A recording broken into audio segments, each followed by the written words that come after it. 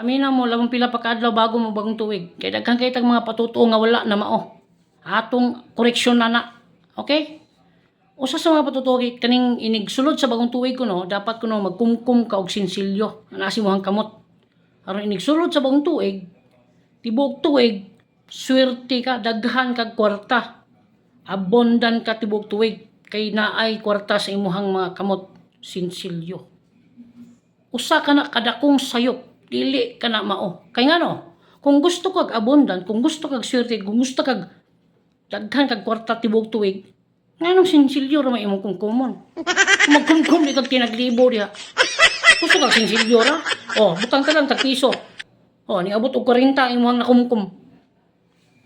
50 na ang kilos bugas loy. 50 kapeng. Ha? Itong kilo rin mong paliton. Lusi ka mo sa imong pamilya. Kasi man bakabunda ka na. Ah, karabang tuig. Tinaglibo may kungkuma.